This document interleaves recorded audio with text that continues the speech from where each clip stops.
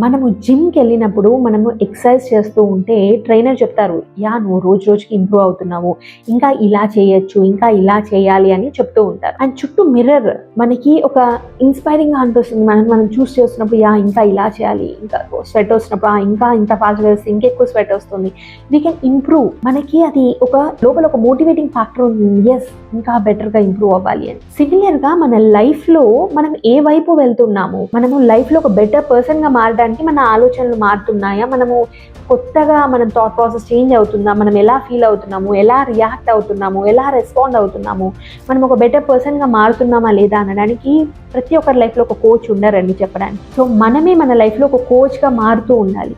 And ప్రతిరోజు పడుకునే ముందు see that right one point at least మీ లైఫ్లో మీరు ఏ విధంగా ఇంప్రూవ్ అవుతున్నారు అనేది చూడండి, అక్నాలెడ్జ్ చేయండి. When you start acknowledging that things, మీ లైఫ్లో మీరు ఆ కన్సిస్టెన్సీ అనేది ఉంటుంది. మీరు తొందరగా బెటర్ పర్సన్గా మారడానికి ఎవ్రీడే బెటర్ పర్సన్గా మారుతూ ఉంటారు. Start seeing yourself, start acknowledging yourself, ఏ దారిలో మీరు వెళ్తున్నారు అనేది.